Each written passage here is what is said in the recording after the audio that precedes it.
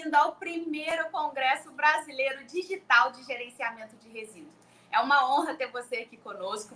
Desde já quero te parabenizar por participar aqui com a gente, buscar conhecimento, né? Se aperfeiçoar, ficar um profissional mais forte aí e estar preparado para as oportunidades e para os desafios, né, que o mercado de resíduos nos impõe. São pessoas realmente como você que fazem a diferença. Então, se você não assistiu aos outros painéis, corre lá para assistir, porque ficará... E todos eles, né, na verdade, ficaram um pouco tempo no ar, tá bom? Então, não deixe acumular, porque é muito conteúdo valioso para você. Esse evento aqui é praticamente um curso intensivo, tá bom? Então, neste congresso, nós teremos vários temas. Nós vamos falar sobre valorização de resíduos, gestão de resíduos especiais, resíduos orgânicos, entre outros temas. Não deixe para assistir, então, tudo depois, tá bom?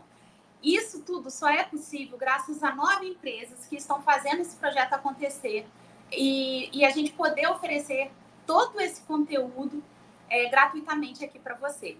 Agora eu vou trazer um tema incrível. A gente vai romper hoje algumas barreiras aqui com esse tema.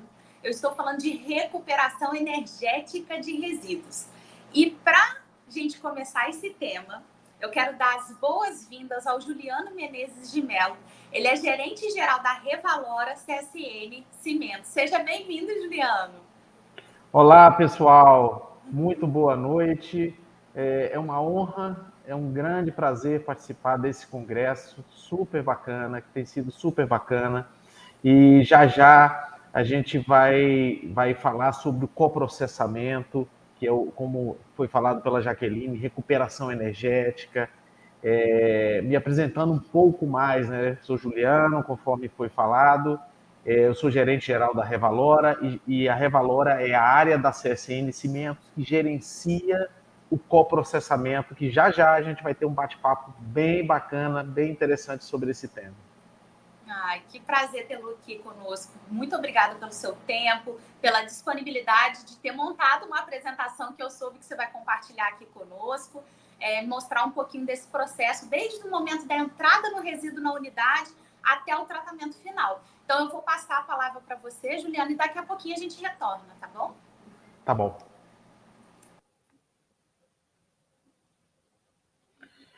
Bom, vamos lá, pessoal. Vamos falar de um tema bem interessante, bem bacana, que eu tenho bastante orgulho em trabalhar nesse tema, em contribuir, né, com o nosso planeta, com todo, trabalhando com o coprocessamento, com a recuperação energética de resíduos. Bom, falando um pouco da Revalora, né?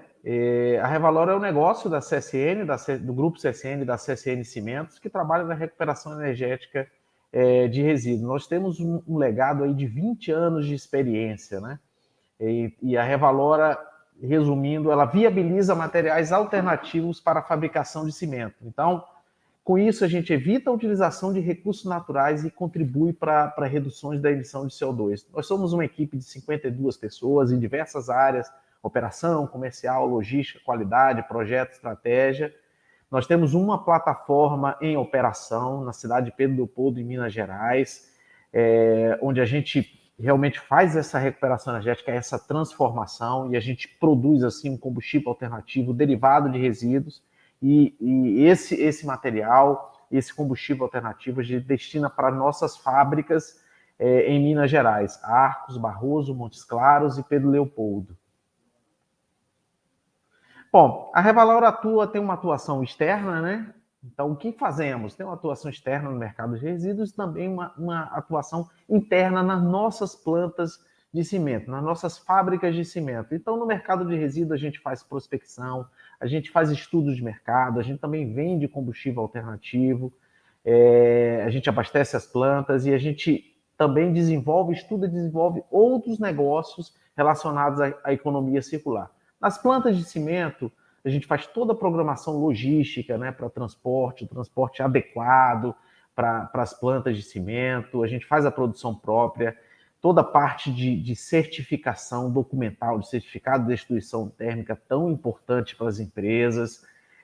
ensaios laboratoriais, temos laboratório acreditado, nós fazemos todo o controle, tanto de entrada, de saída, como um controle de rotina, e também todo um suporte técnico para as plantas, especializado. Nós temos uma equipe bem especializada, então a gente dá o suporte tanto na parte de segurança de processo, segurança do coprocessamento, no processo em si no forno, qualidades, toda a parte avaliação técnica, financeira também a gente faz. Então, em resumo, essa é a nossa atuação, tanto externa quanto interna.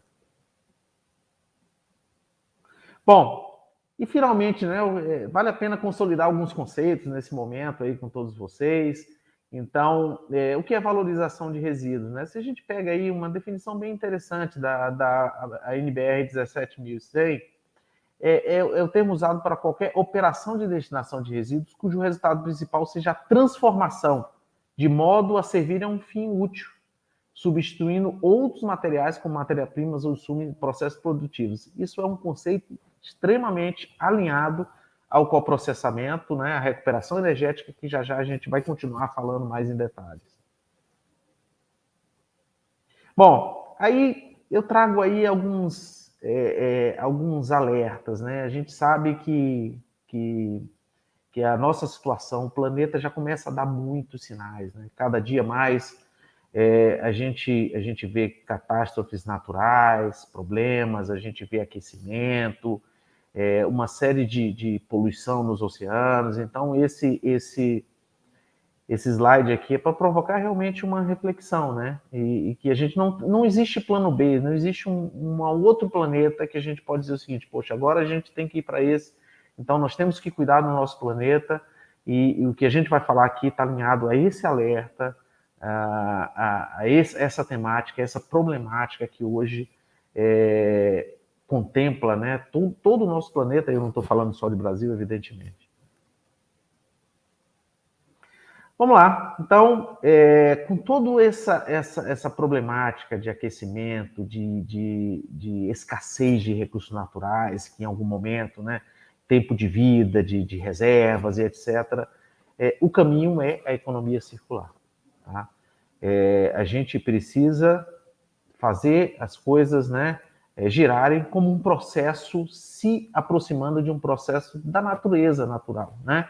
O que acontece na natureza? As coisas se transformam, as coisas vão se transformando em uma coisa e outra, e isso faz um ciclo, uma harmonia perfeita. Então, esse é o caminho do ponto de vista da nossa sociedade. Temos que buscar o caminho circular. Bom, e existem, claro, né, dentro do conceito de economia circular, existem várias formas de valorização de energia, reutilização, reciclagem, compostagem, tantas outras. Hoje a gente vai dar um destaque, através do coprocessamento, na recuperação energética. Bom, falando um pouco de coprocessamento, agora vamos entrar um pouco mais em detalhe, não é? Então, o que é o coprocessamento? Né? Em poucas palavras, é uma técnica de destruição de resíduos a altas temperaturas nos fornos que existem nas fábricas de cimento, aproveitando assim o conteúdo energético como combustível, e a fração mineral ela é incorporada, né? Ela serve como matéria-prima. E o mais importante de tudo, né? Esse processo, essa tecnologia, essa recuperação energética não gera passivos ambientais, não gera novos resíduos, tá? E quando a gente vai aí um pouco para o lado direito, a gente vai para a tão conhecida pirâmide invertida da gestão de resíduos, tá? Então a gente vê, obviamente, que lá em cima, no topo, né, é a redução, ou seja, nós temos que buscar a redução de geração de resíduos. E segundo, a reutilização, né? Todo o processo de reciclagem tradicional que a gente está acostumado. E logo abaixo a gente vê aí, ó, reciclagem mineral e recuperação energética. Aí se encaixa o coprocessamento, exatamente aí nessa parte da pirâmide, né? Acima de outras tecnologias como incineração a termo, e aí está o coprocessamento, que é a recuperação energética na indústria do cimento. Bom, um ponto muito importante: resíduo não é combustível, nem é matéria-prima alternativa. É necessário todo um processo de tratamento, de beneficiamento, Ou seja, um processo de transformação, de valorização. Então, para os resíduos transformados em combustível, a gente precisa de todo um trabalho importante, né? Sobretudo atendendo toda a legislação, para que a gente tenha uma total segurança nesse processo.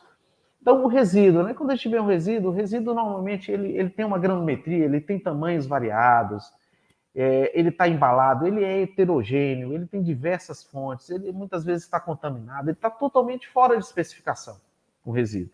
Então, o que a gente tem que fazer? Pegar esse resíduo e transformar ele com uma especificação, né? Esse material ele vai ser transformado, misturado, triturado, uma série de processos para que ele tenha uma especificação de limites. Exemplo, limite de cloro, que ele tenha uma determinada homogeneidade, que ele tenha limite de granumetria, limite de umidade, um teor de cinza controlado, que tem um poder calorífico especificado, enfim.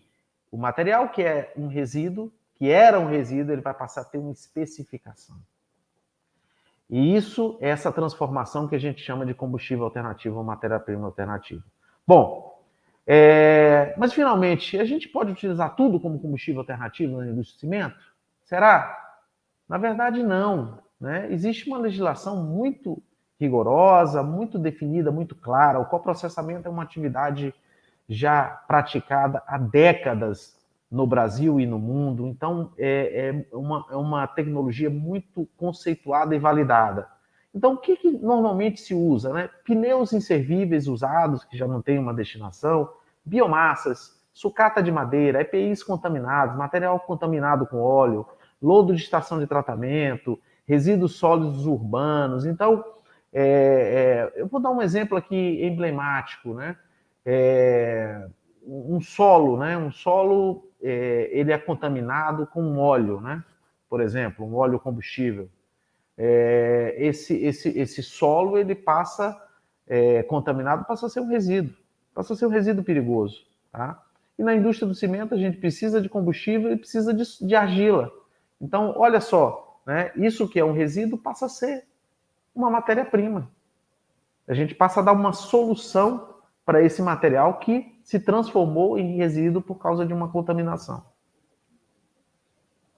Bom, falei um pouco do que pode ser usado e, evidentemente, a legislação, nossa legislação, ela define aquilo que não pode ser coprocessado. Eu trago aí alguns exemplos para vocês: resíduos hospitalares, lixo doméstico in natura. Já a gente vai falar um pouco de lixo doméstico, mas o lixo doméstico não tratado, ele bruto in natura, ele não pode ser usado.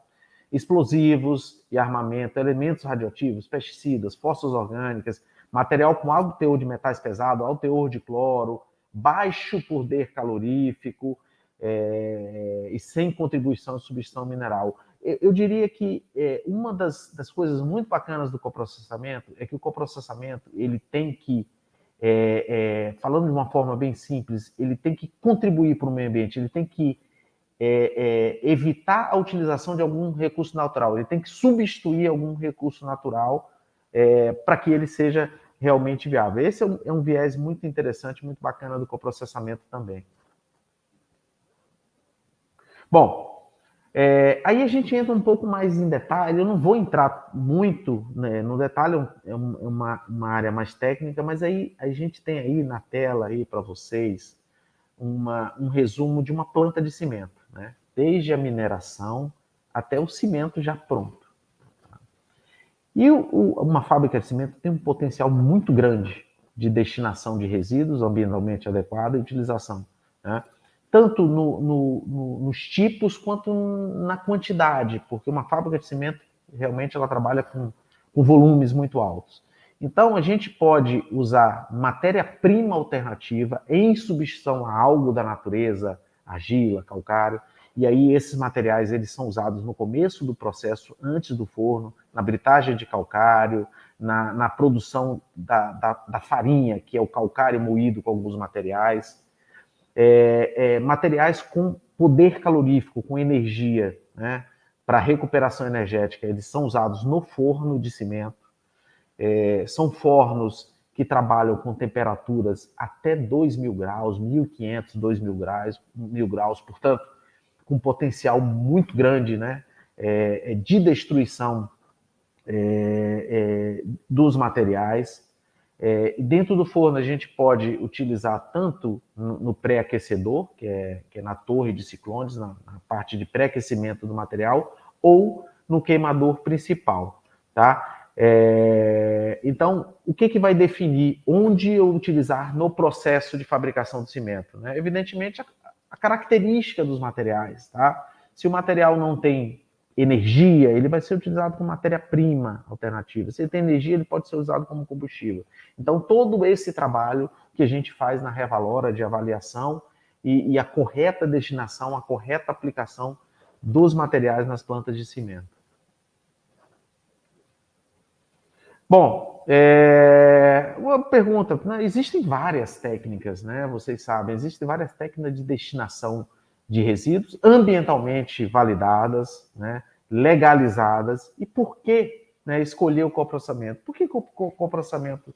Né? Quais são as vantagens do coprocessamento? Bom, eu destacaria aí, né, que a parte orgânica dos materiais é completamente destruída por causa das altíssimas temperaturas, 1.450 graus que está aí, mas também chega em alguns pontos a 2.000 graus. O tempo de permanência a altas temperaturas dos materiais, ele é diferenciado com relação a outras tecnologias, tá? O controle, né? Então, é um processo que tem um monitoramento online 24 horas. E um outro ponto de muito destaque é que essa tecnologia não gera passivos, tá? Todo o material, a parte mineral, as cinzas são incorporadas ao material, portanto, não gera outros resíduos, não gera passivos, não gera cinzas. Tudo é completamente destruído.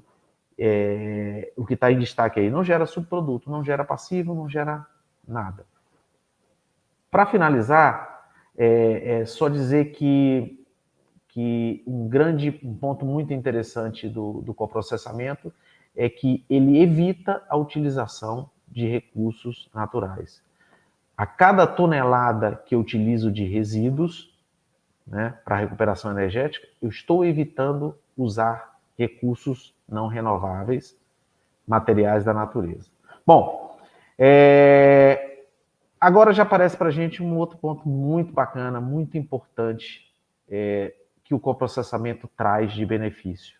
O coprocessamento reduz as emissões de gases de efeito estufa, com destaque para o CO2. Tá?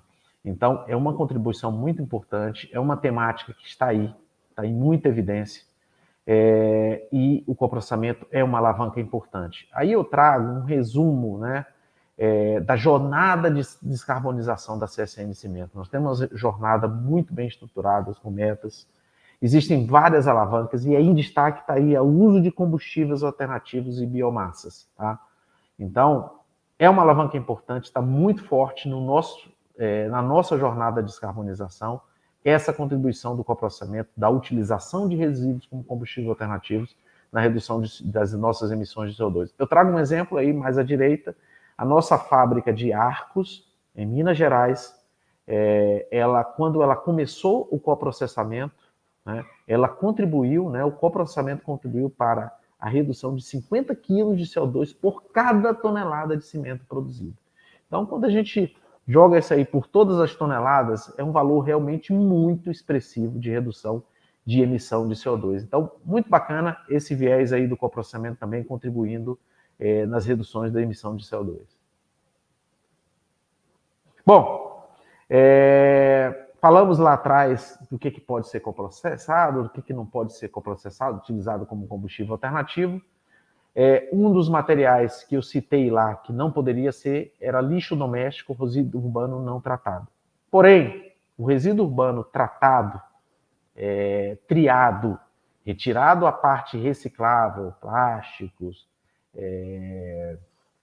papel e etc., ele pode sim ser usado. Então, estamos trabalhando muito forte nessa linha, né, de valorização de resíduos urbanos por um motivo óbvio. Tá?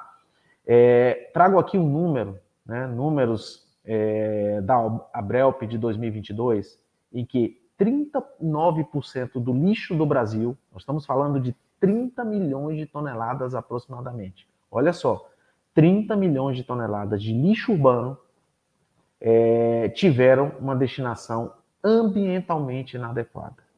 Isso há 2 anos atrás. Tá? Então, o lixo é um grande problema mundial, no Brasil nem se fala, é um grande problema. E o coprocessamento, e nós, a CSN, a Revalora, temos solução tecnológica para isso, inovadora, que é transformar o resíduo urbano, depois de tirados reciclados, em combustível. E no Brasil, nós somos pioneiros, né? Já em 2017, 2018, já começávamos os movimentos para utilizar em uma das nossas fábricas, que fica na Paraíba, em Caporã.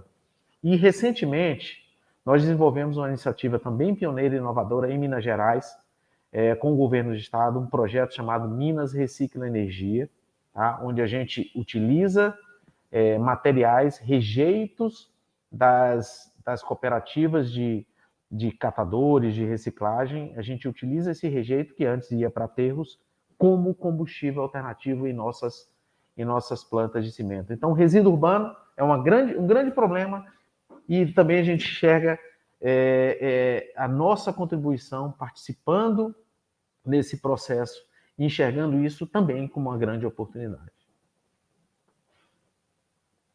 Bom, falei bastante, né, no conceito de coprocessamento, agora falando um pouco da nossa área, da nossa empresa, da Revalora. Então, nós temos um processo muito responsável, muito disciplinado, muito estruturado para fazer tudo isso aí, né? Parece simples, eu pego ali o resíduo e coloco dentro do forno, não. Por trás disso aí tem um processo bem robusto, onde, antes de tudo, né, a partir do momento que a gente tem um gerador de resíduos, a gente faz a pré-qualificação desse resíduo, faz uma avaliação completa de qualidade, segurança de pessoas, ambiental. A partir dessa avaliação da qualificação, né, desse material, que esse material realmente pode ser utilizado no coprocessamento, a gente faz uma programação da primeira carga, recebe essa primeira carga, descarrega, faz outras análises, confirma tudo aquilo que estava previsto na qualificação, cria os lotes, né, faz todo o controle de qualidade, lançamento nota fiscal, depois a gente faz todo o processo de blendagem, de transformação, de trituração, de novo entra a qualidade, depois desse material pronto entra a qualidade. Então, o consumo nas fábricas, que a gente já falou, a substituição de materiais não renováveis nas fábricas por esses resíduos, que já são combustíveis, né? E, finalmente, a emissão de certificado de destruição térmica, garantindo toda a rastreabilidade desse processo, toda a garantia desse processo. Bom, claro, nós temos muitos desafios, né? Nós temos muitos desafios. Quando a gente olha para o passado, o coprocessamento começou lá com a queima de pneu, né? E biomassas, depois passou para resíduos industriais, e agora a gente está falando de resíduo sólido urbano. Então, a gente vai buscando mais desafios, né? Ampliando o que eu chamo dessa contribuição do coprocessamento para o planeta, né? E aí a gente vai ampliando, a gente vai buscando mais desafios e a coisa vai ficando um pouco mais interessante, né? Então, hoje, os nossos desafios os resíduos hoje têm mais variação de cinza, de granulometria, de umidade, né? Flutuação de poder calorífico, entre o tema cloro, que é um tema sensível para os fornos, a viabilidade de uso, a competitividade. Então, o que a gente vem trabalhando nesse sentido, né? Vencer a curva de mudança, realmente, de todos esses novos desafios, implementação de novas tecnologias, inteligência artificial, purga de cloro, injeção em queimadores diferentes. Bom, autossuficiência, né? A gente ter o controle de toda essa produção e realmente uma conscientização, um envolvimento aí da sociedade, do poder público, né, com legislações, certificados, metas que permitam a gente trabalhar cada vez mais forte nessa tecnologia que pode contribuir tanto, né, para os nossos problemas da sociedade. Bom, trago aí alguns números, né, relativos a 2023. De novo, eu reforço o nosso papel. Então, a Revalora viabiliza materiais alternativos para a produção de cimento, reduzindo a emissão de CO2 e evitando o uso de recursos naturais. Esse seria um bom resumo do que é o nosso trabalho, tá? Nós temos mais de 20 anos de experiência e a nossa essência está na economia circular e na valorização de resíduos. Para vocês terem uma ideia, em 2023, o que a gente usou de combustível alternativo gerou energia suficiente para um carro dar 39 mil voltas ao redor da Terra.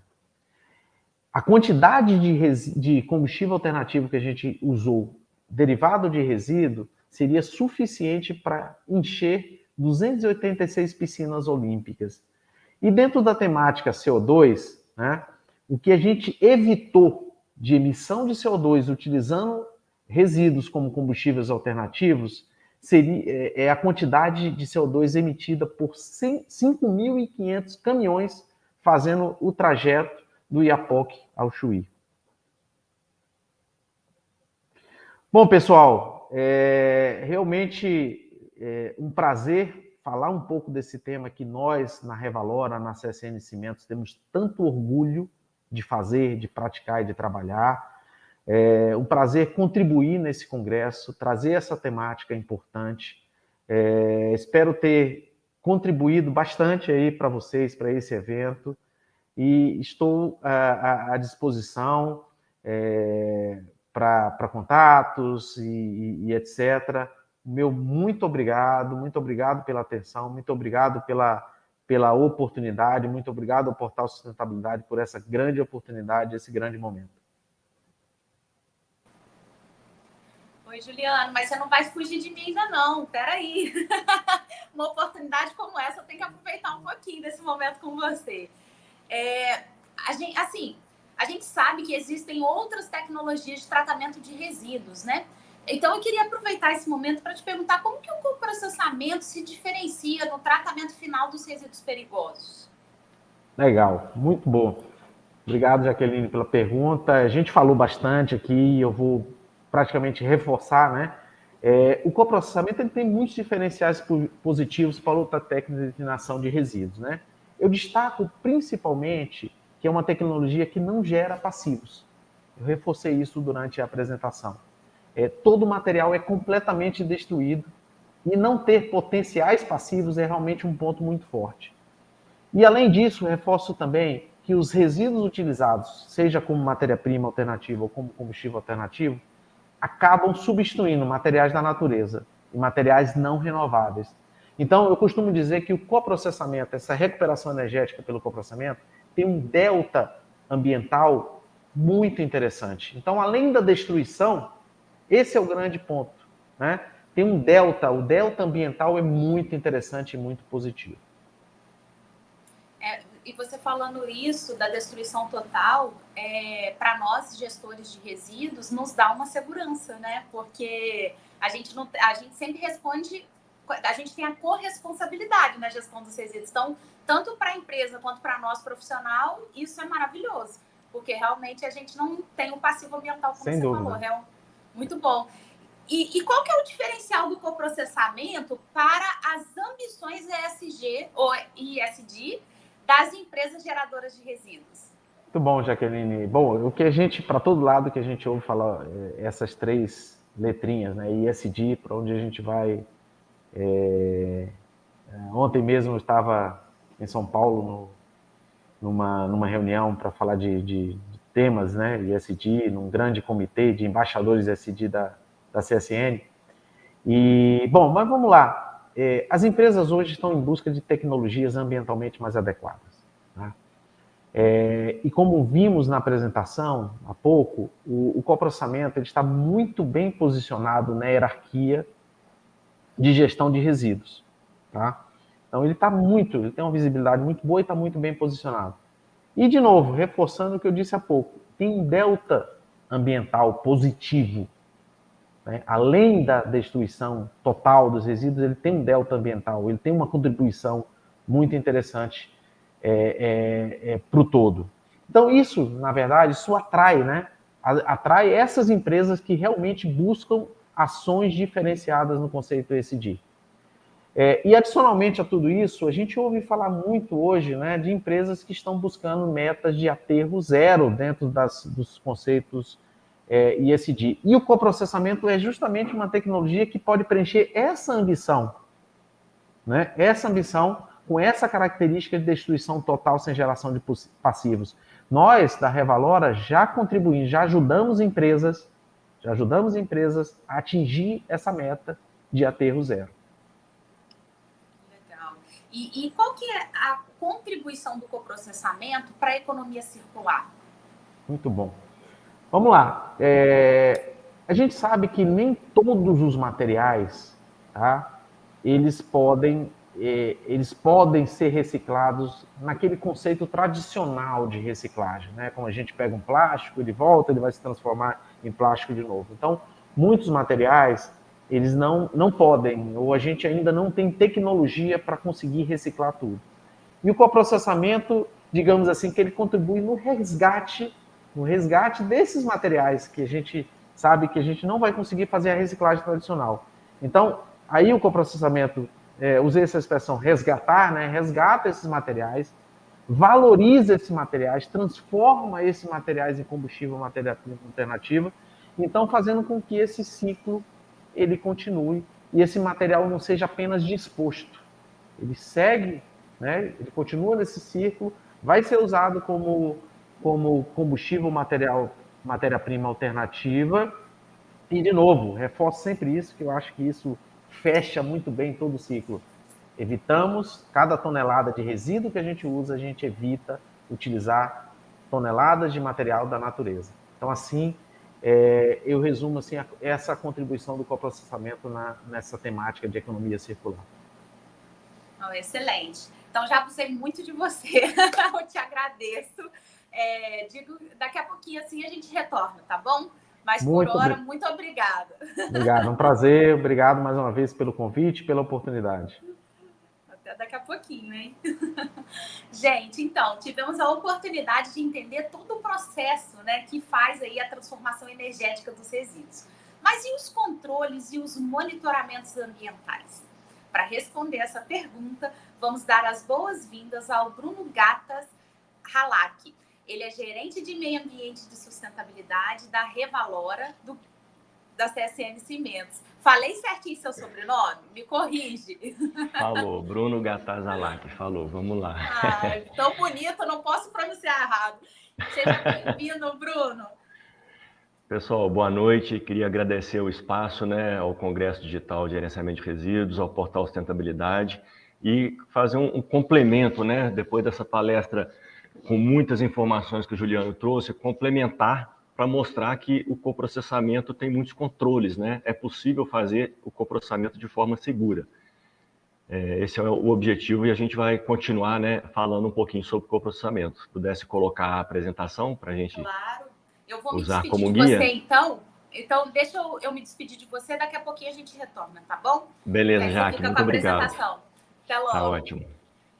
Pessoal, inicialmente, acho muito importante a gente alinhar, né, e reforçar que existe muito conhecimento por trás da atividade e do processo de coprocessamento da fabricação de cimento. Como o Juliano mostrou, né, uma fábrica, né, para resgatar alguns slides que estão aí da apresentação do Juliano, uma fábrica de cimento, ela tem muitos pontos de controle.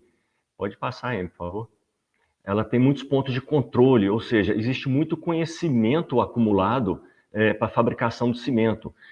Muitas medições, muitos pontos de medição de temperatura, medição de pressão, medição de quantidade de combustível, quantidade de matéria-prima. Então, esses dois slides que eu coloquei são apenas pontos para resgatar na memória aquilo que o Juliano mostrou. E isso gera conhecimento acumulado. Então, só de coprocessamento, né, de fabricação de cimento, são mais de 100 anos, né, que a gente faz cimento, né, a humanidade faz cimento. E no coprocessamento, no Brasil, começou no início da década de 90, mas no mundo já tem mais de 50 anos que o coprocessamento é feito, Europa, Japão, Estados Unidos. E aí, com base nesse conhecimento acumulado, é que são propostos controles, né? E exatamente por isso que a gente busca, né, no Brasil, muito a legislação da União Europeia e a legislação dos Estados Unidos como referências. E qual é o norte que a gente tem no Brasil? É exatamente a legislação nacional, a CONAMA 499, foi revisada a antiga CONAMA e agora a gente tem uma CONAMA de 2020, bastante recente, bastante moderna e bastante aderente ao que tem de melhor em legislação para coprocessamento no mundo. Avançando um pouquinho mais, a gente pode ver que o coprocessamento ele não é feito de qualquer forma, né? Então, ele só é feito, ele só é autorizado se for comprovado que tem viabilidade. E de onde vem essa viabilidade? Exatamente dos resultados das medições ambientais. São feitos testes, são confrontados os resultados desses testes com a legislação, quais são os controles necessários para aquele coprocessamento poder ocorrer e se os custos envolvidos para esses controles em todo esse processo se torna aquilo viável ou não. Se não for viável, se não tiver como controlar, o órgão ambiental não vai autorizar o coprocessamento. Então, esse slide inicial traz aí uma amostra, né, do como a gente usa o conhecimento acumulado para gerar regulamentações para avaliar a viabilidade ambiental. Avançando um pouco mais, a gente vai mergulhar, né, na CONAMA 499. Então, inicialmente, fica disponível para todos a apresentação, aí tem um link, e é muito importante falar que a CONAMA ela tem restrições e ela tem limites, né, que são duas formas de manter qualquer processo sob controle. Então, avançando um pouquinho mais, eu trago aí alguns artigos, né, da CONAMA. O primeiro deles é o artigo 14, ele vai falar exatamente do processo de licenciamento do coprocessamento. Então, a gente não vai poder simplesmente identificar um resíduo no mercado, um resíduo que está disponível, que precisa de uma destinação final, e, por vontade própria, acordado entre a CSN Cimentos e a empresa geradora que a gente vai coprocessar aquilo. Não é assim que funciona, né? A gente precisa primeiro fazer um teste de viabilidade. São feitos estudos, avaliado, né, os níveis de concentração, né, de determinados parâmetros, determinados metais, de orgânicos naquele resíduo, e ver se aquele equipamento, que é o forno, né, que o Juliano mostrou um pouco antes, o forno de clinker, se ele tem capacidade para fazer a destruição daquele material. E se tiver, a gente vai obter ali uma licença prévia. Depois disso, é feito um teste em branco. O que é esse teste em branco? A gente faz medições ambientais naquele equipamento sem o resíduo. O objetivo é ver como que aquele equipamento trabalha com combustível tradicional, sem fazer substituição térmica ou substituição de matéria-prima. E aí avalia-se o resultado dessas medições, que é o resultado do teste em branco. Se essas medições estiverem ok, estiverem coerentes com os limites ambientais, então é autorizado a instalar os equipamentos de coprocessamento, né, que é a fase da licença de instalação. E, finalmente, depois dos equipamentos instalados, são liberados alguns resíduos específicos, né, acordados entre a empresa e o órgão ambiental para se fazer o que a gente chama de teste de queima. Então, é feito um plano de teste de queima, o órgão ambiental acompanha o teste de queima e, com base nos resultados desse teste, que vão comprovar que o forno tem capacidade de destruir aquele material, é que vai ser autorizado o coprocessamento e aí sim se emite a licença de operação do forno. Isso é feito em paralelo ao que está aí no artigo 25, que é falado de fazer um balanço de massa, né? Então, a gente, para conseguir essa autorização nessa fase de testes, a gente precisa fazer um balanço de massa. O que é que esse balanço faz? Esse balanço pega tudo aquilo que está entrando no forno e tudo aquilo que está saindo do forno. Então, as entradas de matéria-prima, as entradas de resíduo, as entradas de combustível, mede-se, né, as concentrações, quais são os materiais que estão entrando, e mede-se também o que está saindo na chaminé, né, os gases e o material particulado, e o clinker, né, que são as duas coisas que saem do sistema do forno, os gases e o produto, que é o clinker. E aí a gente mede a concentração de cada parâmetro, tanto no gás quanto no clinker, e faz um balanço de massa para mostrar exatamente o quê. Lembra que o Juliano falou que a parte inorgânica, a parte orgânica é destruída por causa da temperatura, a parte inorgânica ela é incorporada na matriz do clinker, então a gente precisa comprovar isso. Então são feitas análises do clinker para ver se aquele material que entrou de fato está ali na matriz do clinker e não está indo para a atmosfera. e isso fica comprovado também pelo resultado do monitoramento atmosférico. Então, com esse balanço, avalia-se se aquele forno tem capacidade ou não de absorver, né, aquele material inorgânico e de destruir os materiais orgânicos. Avançando um pouquinho mais, eu trago aqui 2 artigos, né, que falam especificamente de monitoramento, o artigo 41 e 42. O artigo 41, ele fala o que precisa ser monitorado de forma contínua, e o artigo 42 vai falar o que a gente tem que monitorar de forma periódica. Não existe um monitoramento contínuo ainda para esses parâmetros, então, periodicamente, uma empresa vai lá na unidade e faz essas medições, uma empresa externa, certificada. Pode passar mais uma vez? E aí a gente destaca, né, de forma contínua, o material particulado, o NOx e o THC, ou seja, total de hidrocarbonetos, total de orgânicos, e de forma não contínua, o HCl, ou seja, a gente está falando de ácido clorídrico, né, o cloro, a gente está falando do ácido fluorídrico, HF, e dioxinas e furanos, e a gente vai falar desses 6 parâmetros um pouquinho mais para frente. Pode avançar, por favor? E aí eu falei que a CONAMA tem restrições e limites. Quais são as restrições? Para não repetir aqui, né, o Juliano, mas eu resgatei, né, esse slide, porque ele é um slide muito importante para desmitificar algumas coisas. A gente tem que lembrar que o coprocessamento, ele é recomendado, ele é autorizado para aquele tipo de resíduo onde o forno tem capacidade de destruir. E quais são esses tipos de resíduo? O que o forno usa para destruir resíduo? Primeira coisa é a temperatura. Independente da gente estar ou não usando resíduo no forno, a gente só vai fabricar clinker se a gente chegar a 2.000 graus de temperatura nos gases e cerca de 1.450 graus na parte que é sólida, que depois se derrete para formar o clinker. Então, as altas temperaturas são suficientes para garantir a destruição de todo o componente orgânico, né? São temperaturas mais altas do que outros processos de destinação.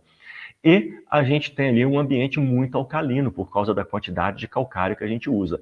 Então, é um ambiente também propício para inertizar ácidos. Então, tudo aquilo que não faz muito sentido, essas características do forno, não é permitido coprocessar. Eu destaco aí a parte de explosivos, né? A temperatura não vai destruir o explosivo, muito pelo contrário. E resíduos radioativos. Temperatura também não destrói radiação. Outros materiais que estão aí são limitadores por causa do próprio processo, né?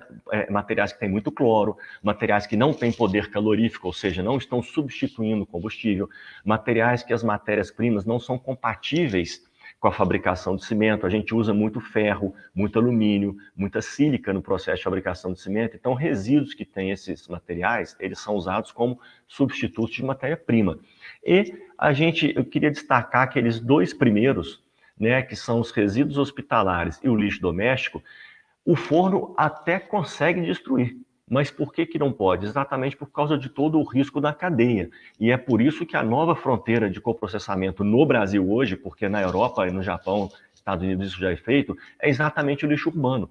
Porque o correto, né, e alguns municípios já vão nesse sentido, é você fazer uma triagem do lixo urbano, separar a parte que é reciclável, separar a parte que é possível fazer compostagem para gerar adubo, e o que fica ali no final, que não vai nem para reciclagem, nem para compostagem, aí sim, depois dessa triagem, ele pode ir para coprocessamento, né? Tem muito poder calorífico aí. E isso está totalmente em linha, né, resgatando aí a pirâmide invertida, né, da hierarquia de resíduos, onde a gente fala, existe um receio, a gente percebe que existe ainda um receio, de que o coprocessamento vai competir com a reciclagem, com cooperativas de catadores, e esse não é o objetivo.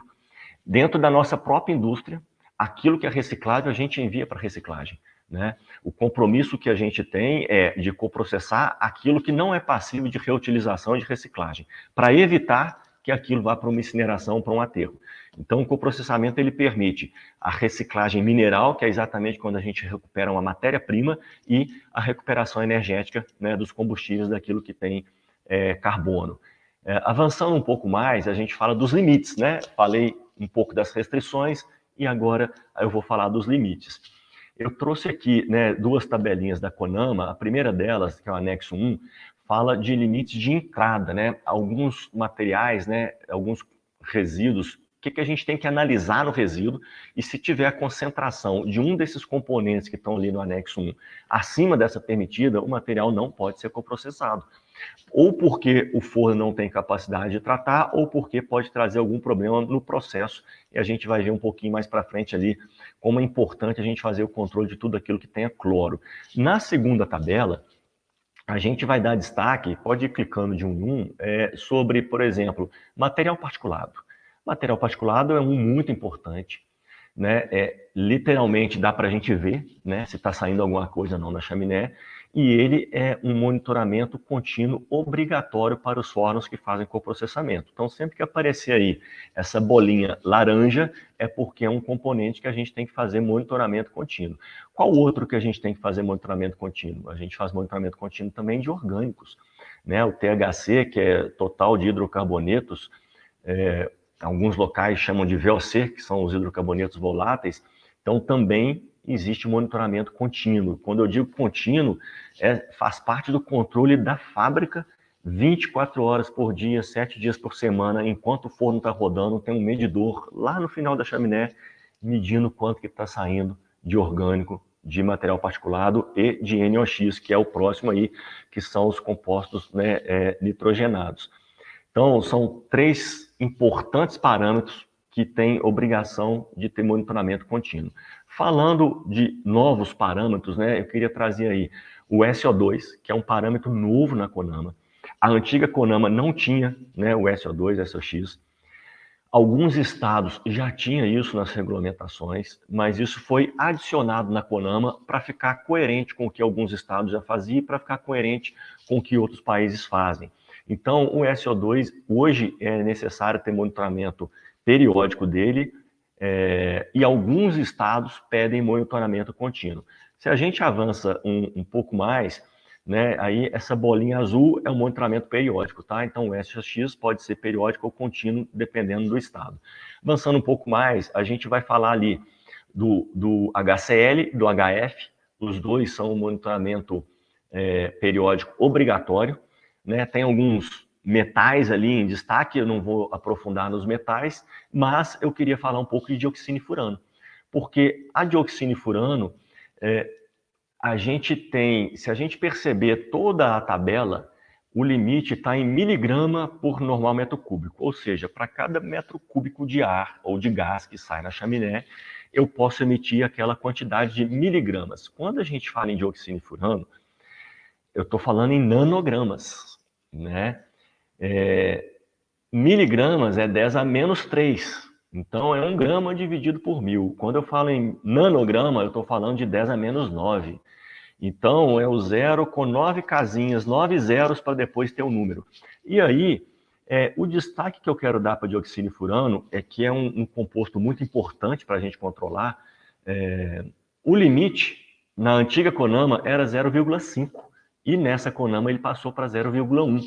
Hoje, avançando mais um degrauzinho, a gente está em linha com as legislações da Europa, que o limite é 0,1. Então, essa CONAMA, né, como eu disse, ela trouxe mais segurança, ela foi modernizada e ela tornou o coprocessamento mais em linha com o que é feito na Europa. E aí, o que a gente tem para manter tudo isso sob controle, que é o que eu vou falar em seguir, a gente tem algumas opções para tratar, né, e para reduzir as emissões. Então, para isso, a gente tem todo esse conhecimento do processo, né? Estou resgatando ali a fase do processo que é o forno, que é onde ocorre o coprocessamento, mas eu queria dar uma geralzona também na fabricação de cimento como um todo.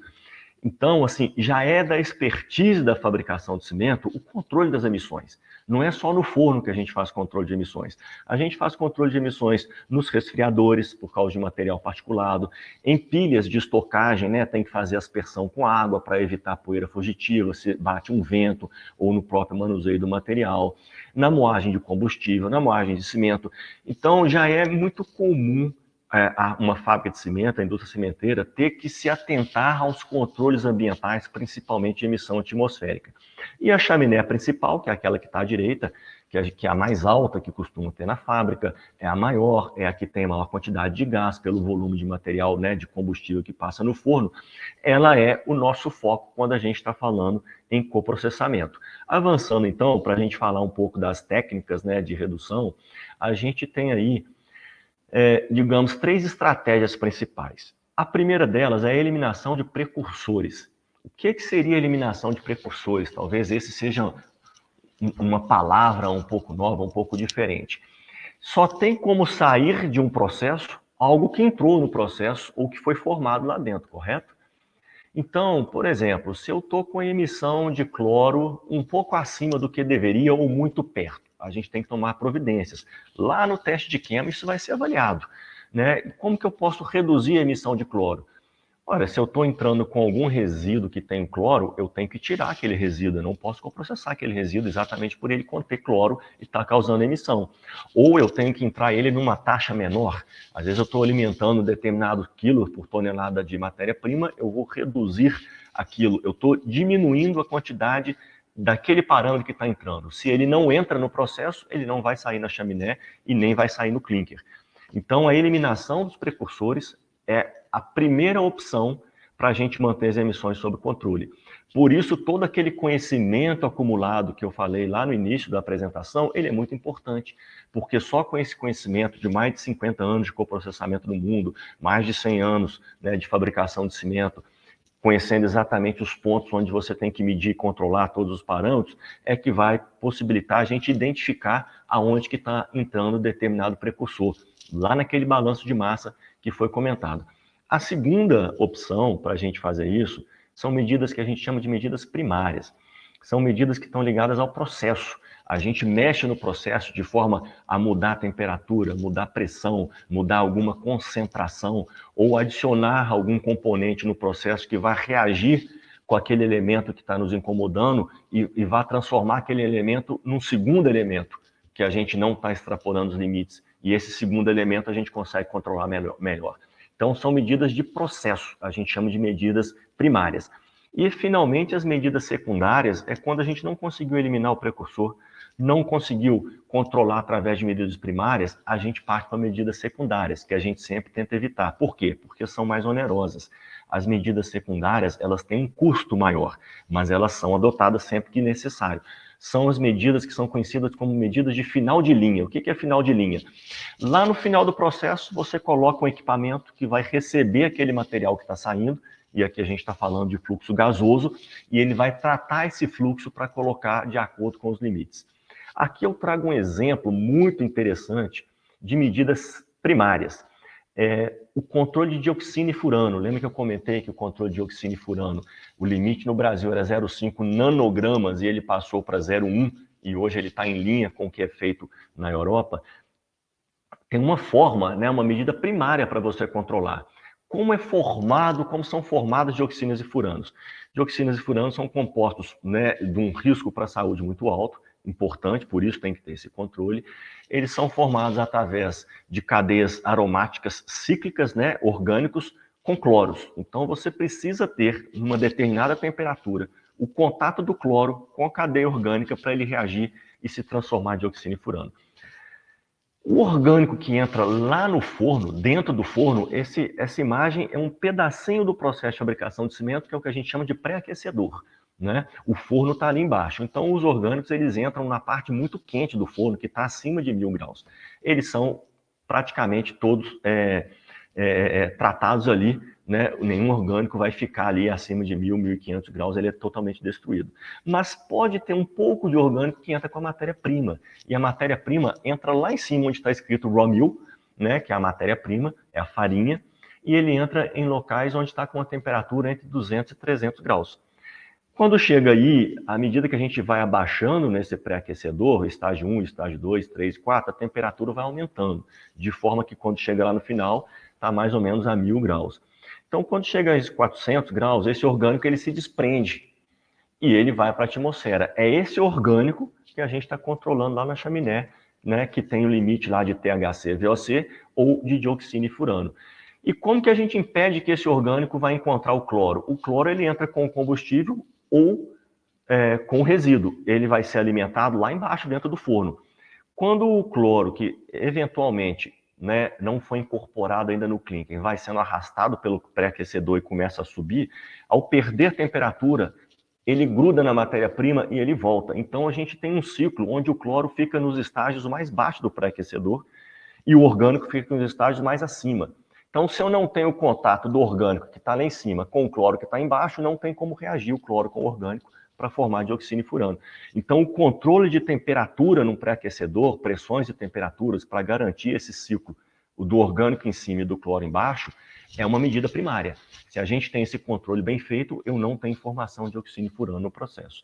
Avançando um pouco mais, aí eu estou falando das medidas secundárias. Isso é um exemplo de um filtro, né? Um filtro de manga é um filtro que faz o controle de material particulado. Ou seja, tem um fluxo gasoso arrastando muito pó, esse pó vai passar dentro do filtro, o pó fica retido e o gás passa, né? Como se fosse um coador de café, ao contrário, né? A água passa e o pó de café fica retido. No caso da fabricação de cimento, o pó fica retido e o que passa ao invés de água é o gás. Se a gente tem problemas, né, com gases e não com matéria-prima, por exemplo, se eu tenho um problema de enxofre, né, o SOX, eu vou colocar um lavador de gases no final do processo. Esse lavador de gases, né, com componentes específicos, ele vai capturar o enxofre, vai fazer ácido sulfúrico, que pode inclusive ser depois comercializado, e o gás vai continuar o seu caminho sem enxofre. Se a gente tem problema, por exemplo, de emissão de nitrogênio, compostos nitrogenosos, o famoso NOx, né? A gente tem um outro equipamento que pode colocar, que é um reator catalítico ou não catalítico. A gente coloca no final da linha, ele vai capturar, trazer ali algumas reações com o nitrogênio, capturar o nitrogênio e o gás continua sem. Mas todas essas medidas que são colocadas, as medidas secundárias, elas são muito caras. A última alternativa é colocar essa medida. Então, o que eu queria mostrar aqui para vocês é que todo o processo de coprocessamento, desde antes de ser autorizado a coprocessar, existem controles, né? São muitos controles e todos eles são apresentados periodicamente para o órgão ambiental para fazer esse acompanhamento. Então, é um processo que hoje ele é muito seguro, muito controlado e é uma alternativa excelente para todos os resíduos que não podem ser reciclados ou reutilizados. Basicamente, essa é a mensagem que eu queria trazer e fico à disposição para eventuais dúvidas. Que apresentação legal, Bruno. Muito legal, obrigada. Eu tenho uma dúvida que eu queria te perguntar, né? Uma outra temática muito em evidência hoje é a descarbonização. Nesse sentido, quais os impactos do coprocessamento? Veja, a apresentação que o Juliano trouxe, né, apresentou um exemplo muito bom de que uma das unidades nossa em Arcos, quando não coprocessava, quando coprocessava, reduziu ali 50 quilos por tonelada. E por que isso acontece? O forno de clinker, a gente precisa chegar a 2.000 graus de temperatura para a gente conseguir fazer clinker. Então, com ou sem o coprocessamento, eu estou injetando ali combustível e, obviamente, o combustível, né, reagindo com o oxigênio vai gerar CO2 e está emitindo um gás de efeito estufa. Qual é a vantagem do coprocessamento? A vantagem do coprocessamento é o seguinte, o forno de clinker está ali, né, com a queima de combustível com ou sem coprocessamento. E se o resíduo estiver sendo tratado num outro local, né, que não o forno de clinker, vamos imaginar, ele está no incinerador ou ele está no aterro, ele vai emitir um gás ali, né? Uma reação aeróbica gerando CO2 ou uma reação anaeróbica gerando metano, CH4, ele vai emitir em outro lugar. No momento onde eu tiro o resíduo de outro lugar e eu substituo o combustível dentro do forno de clinker, eu estou trazendo uma emissão que ia estar em outro lugar para dentro do forno e eu estou tirando a emissão do combustível. Então, o balanço geral, ao invés de eu ter emissão, né, de CO2 ou de um gás de efeito estufa em dois locais, eu trago para um local só e aquele local que eu estou trazendo não muda a emissão. A emissão continua sendo a mesma para chegar naquela temperatura de 2.000 graus. Então, a gente reduz a emissão que existiria daquele resíduo sendo tratado em outro lugar. Essa é a vantagem da técnica de coprocessamento em relação a CO2, né? Fora as outras vantagens que já foram exploradas de redução, né, de uso de matéria-prima e de combustível. Excelente, foi muito esclarecedor. Eu quero agradecer muito pela sua participação, pela apresentação, porque, na verdade, daqui a pouquinho eu volto com você, tá bom? Obrigada. Obrigado, Jaque. Bem, agora vamos conhecer um pouco a visão do gerador de resíduos. Afinal, é ele quem destina os resíduos e que busca aí por tecnologias de tratamento final. Então, quero dar as boas-vindas ao Daniel Adriano dos Montes, analista de meio ambiente, e André Luiz Barbosa Antunes, especialista de meio ambiente, ambos da empresa Novo Nordisk Produção Farmacêutica do Brasil. Seja bem-vindo, gente. Obrigado pelas boas-vindas, Jaqueline, boa noite a todos que estão nos assistindo, nos acompanhando, né, como a Jaqueline disse, né, eu sou o Daniel, sou analista de meio ambiente aqui da Novo Nordisk, que sou responsável pela gestão de resíduos. Muito legal. Boa noite a todos, boa noite a todas, obrigado aí, Jaqueline, pelo convite, parabéns aí pelo esse grandioso portal de sustentabilidade. Parabéns, Bruno, parabéns, Juliano, pela apresentação, foi muito enriquecedora, aprendi bastante com vocês, nós já, né, trabalhamos com coprocessamento, mas hoje eu tive a oportunidade de aprender um pouco mais ainda, e como o Juliano bem frisou, o coprocessamento ajudou diversas empresas, inclusive a nossa, nessa transição da economia linear para a economia circular. E o Juliano falou sobre o aterro zero e nos ajudou muito com o aterro zero. Nossa empresa já não destina mais resíduos, né, para aterro, mas ainda falam algo a mais. Nos ajudou também com a incineração zero. Então, nossa transição ainda foi um pouco além. Então, nós também, hoje, também não enviamos resíduos para incineração, dando destinações cada vez mais circulares.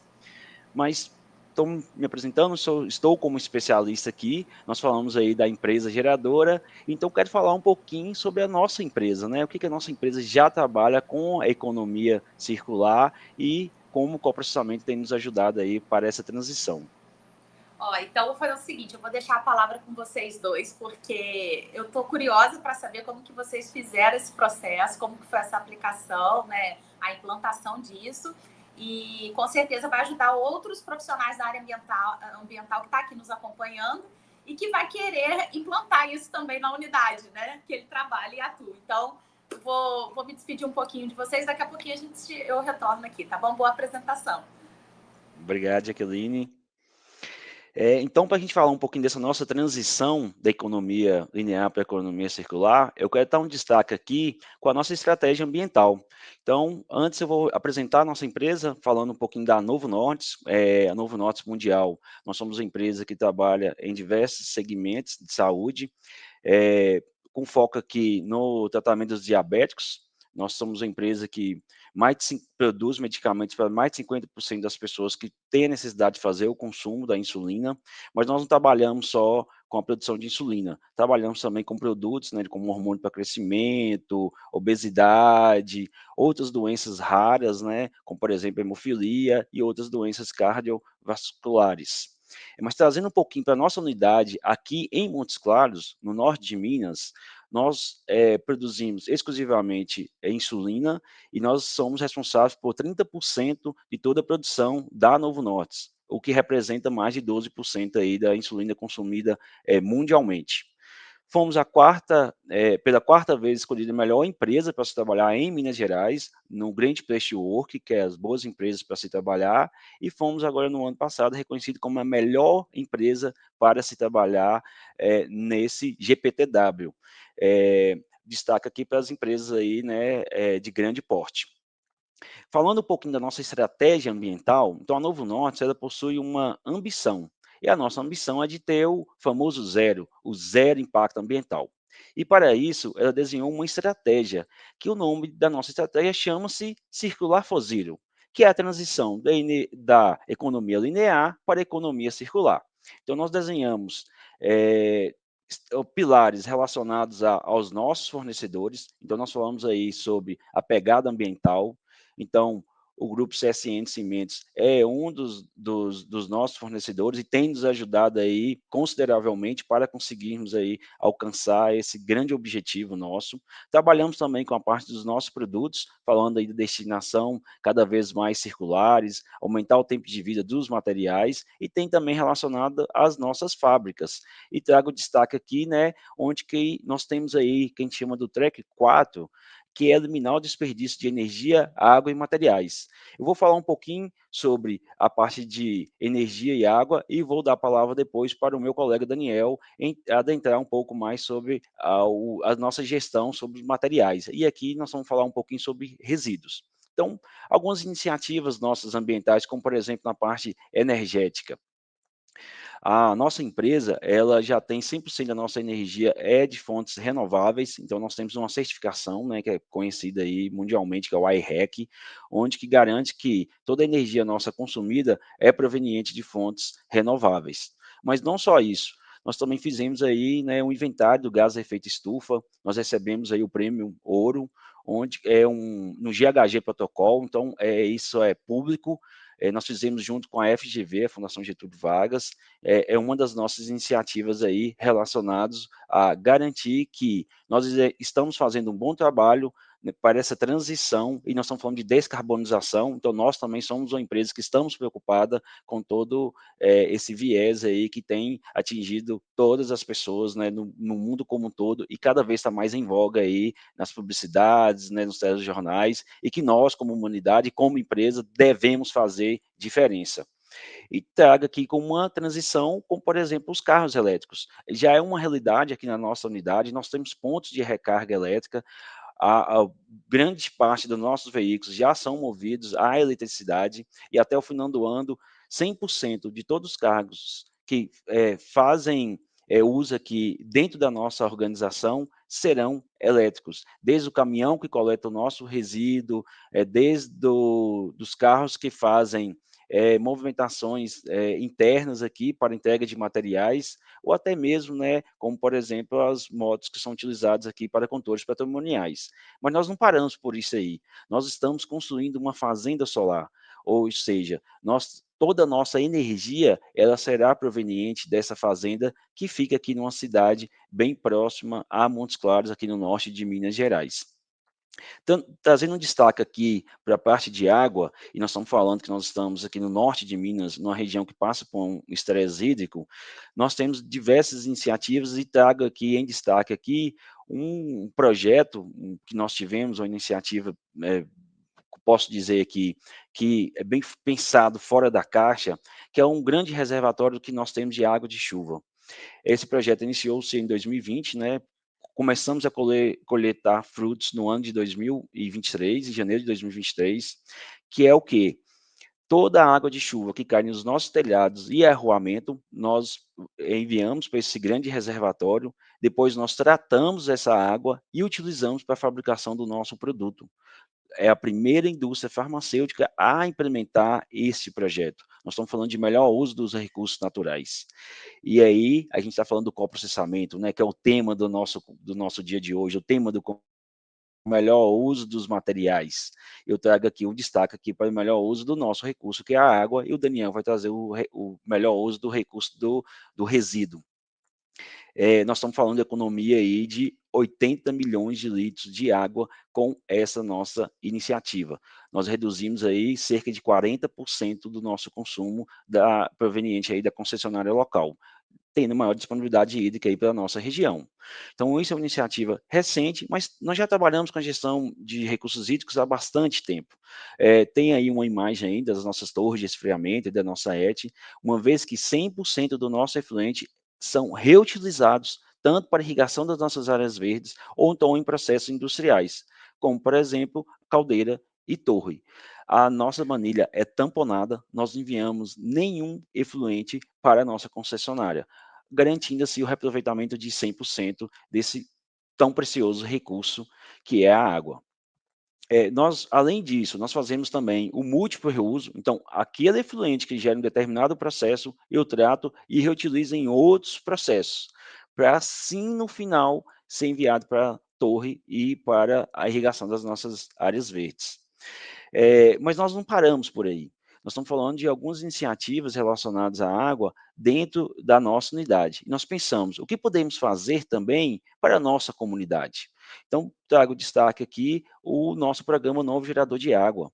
Então, nós temos hoje 14 associações, né, ou cooperativas, onde que nós assistimos, onde que a gente provém toda uma estrutura para que essa cooperativa faça a captação desse recurso, dessa água no período de chuva, e depois é armazenada nessas caixas, como a gente pode ver aí na imagem abaixo. Inclusive, essas caixas são produzidas a partir de um resíduo plástico gerado na nossa organização.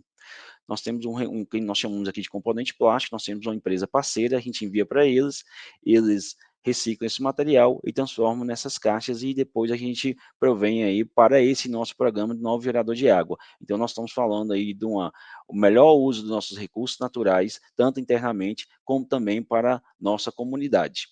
Trazendo um destaque aqui para a parte de geração de resíduo, vou dar a palavra aqui para o meu colega Daniel para dar continuidade.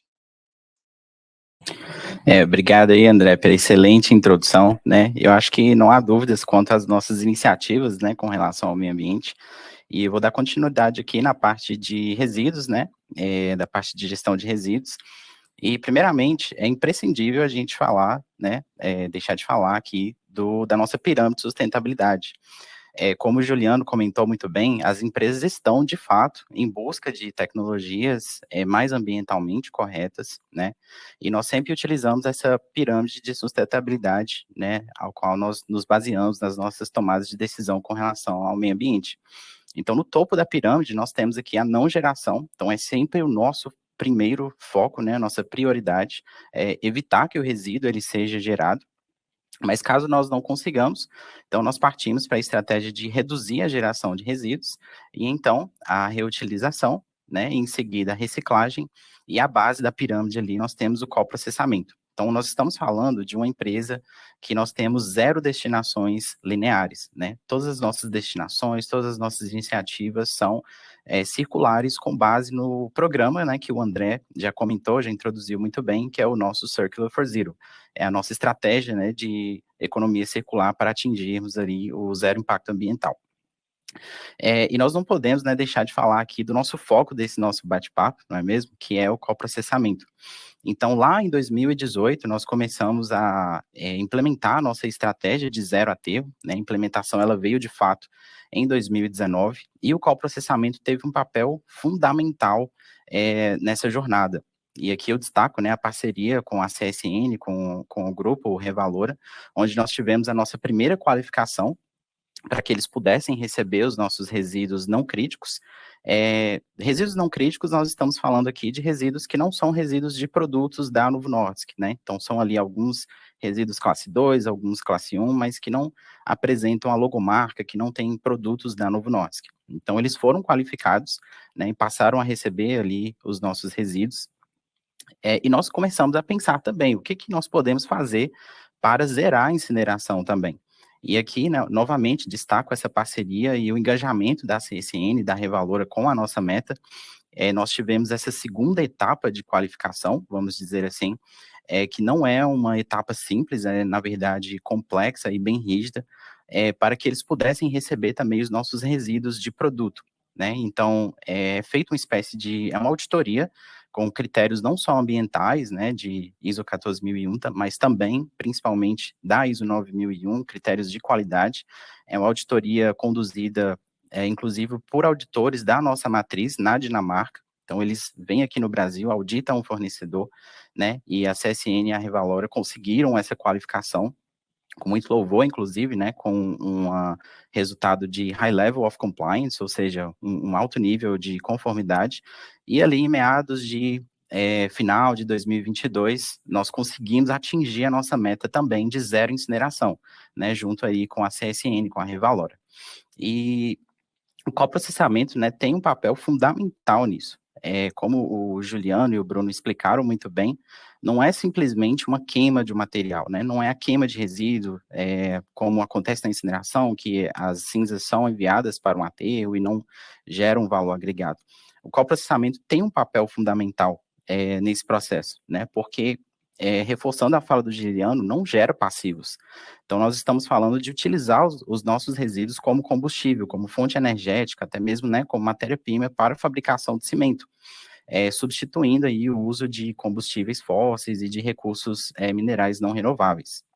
Ou seja, quanto mais nós temos a prática do coprocessamento, né, menor a utilização de combustíveis fósseis e recursos minerais, menor é a destinação de resíduos em aterros e, consequentemente, menos impactos ambientais, né, nós temos. Falando aqui um pouco mais, né, aqui tem algumas imagens do nosso antigo aterro, quando nós atingimos essa meta do zero aterro, mas reforçando um pouco sobre a nossa pirâmide de sustentabilidade, né, nós também sempre tentamos iniciativas como a reutilização, a reciclagem e a não geração. Então, vou compartilhar aqui bem rapidamente para vocês algumas das nossas iniciativas, e aqui nessa primeira imagem, vocês estão vendo em resíduos de construção civil, né, então todo o nosso resíduo de construção civil, ele é reciclado, né? Nós utilizamos a reciclagem como forma de destinação e utilizamos, inclusive, na construção de novos prédios. E falando sobre reciclagem, nós temos também essa imagem aqui ao lado, né, dos resíduos de construção civil, que são resíduos de plástico. Então, todo o resíduo plástico gerado na Novo Nordisk é enviado para um outro fornecedor parceiro e volta para a gente como forma de produto, como vasos auto-irrigáveis, kits de irrigação, como bancos, móveis e diversos outros produtos que nós conseguimos, né, utilizar aqui internamente. Similarmente, nós também temos a reciclagem dos resíduos de vidro, né? Então, todo vidro a gente manda para um fornecedor que nós desenvolvemos localmente, inclusive, e eles trituram esse vidro e atingem uma granulometria onde o vidro ele não é mais um material perfuro-cortante. Vira uma espécie de areia mesmo, né? E é utilizado, inclusive, na substituição da areia para a produção de artefatos civis, como blocos de cimento. Como se sabe, a areia, né, é o segundo recurso natural mais explorado no mundo, então, com o objetivo de preservar as nossas jazidas, nós utilizamos esse vidro para a produção de artefato civil. E isso volta para a gente, para a fábrica, inclusive para projetos e construção civil em geral. Nós também temos a iniciativa aqui do Novo Shop. O Novo Shop é um aplicativo desenvolvido aqui na Novo Nordisk, onde os funcionários que têm interesse em reutilizar algum material, eles conseguem, né, acessar esse aplicativo e lá nós disponibilizamos diversos materiais, pensando aqui na não geração do resíduo. Então, móveis, né, como bancos, cadeiras, pallets, até mesmo caixas de isopor, o que não serve muito para uma área, às vezes é muito útil para outra, né? Então, os funcionários conseguem ali, que tem interesse nesse material, né, se inscrever, é feito um sorteio e quem é sorteado pode adquirir esse material. E pensando aqui, até mesmo fora dos muros da fábrica, né, nós temos diversas iniciativas, como o André já citou muitas, de água e energia, algumas aqui de resíduos para vocês.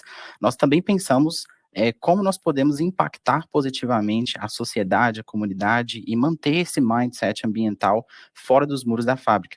E com isso nós construímos, né, a máquina Novo Recicla, que é essa verdinha que vocês estão vendo aí na tela, é uma máquina que permite a segregação de resíduos, conforme, né, os padrões ali da coleta seletiva, onde os funcionários podem disponibilizar os seus resíduos, trazer os seus resíduos de casa mesmo, ou até mesmo a comunidade externa consegue, né, utilizar essa máquina, e todos esses resíduos, depois de segregados e armazenados, eles são doados para uma associação de catadores, né, que nós chamamos, inclusive, de uma associação de agentes ambientais, com esse intuito aí de valorizar, né, a profissão e essa atividade que é tão nobre. E quando nós disponibilizamos esses resíduos, tem um incentivo, inclusive, né, para que, é um programa que as pessoas conseguem pontuar, e através dessa pontuação nós conseguimos, inclusive, trocar por alguns eletroeletrônicos ou até mesmo por dinheiro, né. E nós temos também na fábrica uma unidade de compostagem, então nosso resíduo orgânico, ele passa por esse processo de compostagem, nós utilizamos esse adubo aqui nas nossas áreas verdes.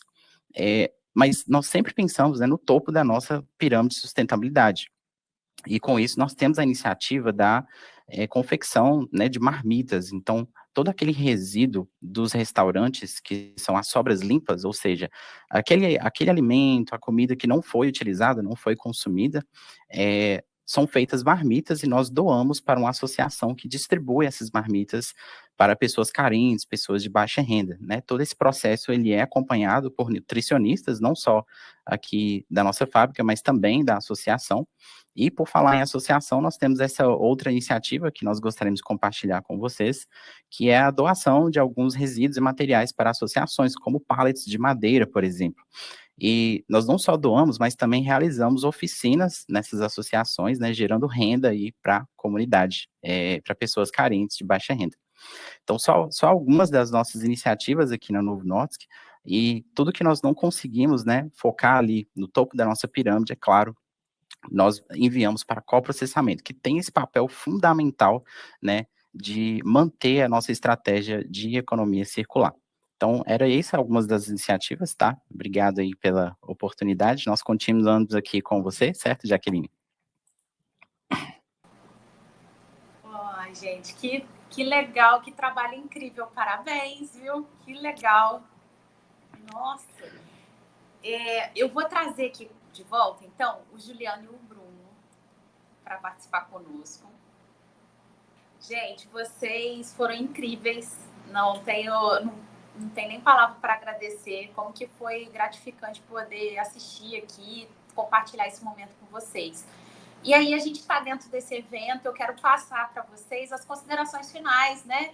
E aí deixar a palavra final com vocês, mas de antemão já agradecer por toda a contribuição, por todo o conhecimento compartilhado. Muito obrigada, tá bom? A palavra está com vocês de encerramento.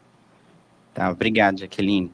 Bom, eu queria agradecer também, né, por essa oportunidade incrível, né, pelo convite da CSN, da Revalora, pelo convite do Portal Sustentabilidade. É realmente muito gratificante e é importante, né, nós precisamos falar sobre as nossas iniciativas, sobre as nossas estratégias ambientais. Esse compartilhamento é extremamente importante. Então, obrigado aí, né, pela participação nesse Congresso de Gerenciamento de Resíduos. Quero agradecer aí mais uma vez e obrigado a todos. E uma boa noite. Aproveito a oportunidade também, em sequência aqui, para fazer o agradecimento aqui em nome da Novo Norte, pelo convite do Portal de Sustentabilidade, ao Juliano, ao Bruno, agradecer pela parceria formada entre as nossas empresas. Ela foi fundamental para que nós conseguirmos essa transição para a destinação dos nossos resíduos de forma mais sustentável.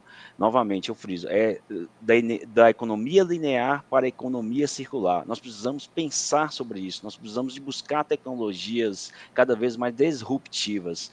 E o coprocessamento nos ajudou e tem nos ajudado para que a gente mantenha essas destinações cada vez mais circulares. Parabéns pelo trabalho que vocês executam e parabéns ao Portal de Sustentabilidade aí por esse momento, por divulgar essa tecnologia que é tão importante para o nosso país. Pessoal, queria agradecer o espaço, né? Agradecer o portal, a Novo Norte, que é a Jaque, o Juliano. Acredito que sempre que a gente tem a oportunidade de compartilhar conhecimento, a gente ajuda, né, a sociedade um todo como a avançar nas melhores práticas ambientais. Bom, vamos lá. De minha parte também agradecer muito aí ao Portal Sustentabilidade pela oportunidade, pelo convite da gente estar contribuindo nesse evento tão importante. Agradecer a Novo Norte, não só pela parceria bacana que a gente tem muito tempo, mas por estar aqui com a gente, junto com a gente. Eu acredito que a gente tenha fechado o ciclo muito bem, né? A gente falou do coprocessamento, num conceito mais geral que eu trouxe, o Bruno trouxe a parte ambiental, a parte de segurança, digamos assim, e a Novo Norte chegou como uma empresa que participa de tudo isso aí, né? Que confia os seus resíduos nessa técnica que a gente trouxe aqui, né? E conseguimos trazer uma empresa que é uma referência em conceitos, em ambições, está muito acima da média, né? E a gente conseguiu trazer, através do Daniel e o André, essa empresa aqui, que é a Novo Norte, e a gente tem bastante orgulho também de ter a parceria com eles. E é sempre bom, a gente gosta muito de falar do que a gente faz. A gente tem muito orgulho, então a gente gosta de falar do que a gente faz. Então na verdade, foi um grande prazer aqui compartilhar tudo isso. Foi espetacular esse momento e o portal finalmente é que está de parabéns aí por proporcionar isso aí. Excelente, pessoal. Show de bola aí esse nosso momento aqui. Muito obrigado. Gente, então me despeço de vocês. mais uma vez. Eu quero agradecer a CSN Revalora pela confiança de participar deste congresso. Agradecer a Novo Norte por toda a contribuição, sabe? Foi maravilhoso ter vocês aqui. Agradecer novamente aos nossos participantes, Juliano, Bruno, André, Daniel, deram um show aqui hoje. Quero agradecer também a você que está aqui participando e te avisar para ficar atento, pois amanhã teremos um grande encontro. Então, assista todos os painéis, tá, que estão disponíveis, pois ficará um pouco tempo no ar. Não perca essa oportunidade, você vai se enriquecer muito como profissional da área ambiental, como gestor de resíduos. Compartilhe um aprendizado que você teve nas redes sociais e marque o portal Sustentabilidade, que nós vamos repostar, e não deixe de usar a hashtag Congresso de Resíduos. Pode ser tanto no Instagram quanto no LinkedIn, tá bom? Encerramos aqui o 3º dia do Congresso. Teremos amanhã a aula magna do MBA em Gestão de Resíduos do Portal Sustentabilidade com a Faculdade Anhanguera. Essa pode ser a sua jornada rumo ao topo do mercado ambiental. Um forte abraço e nos vemos amanhã.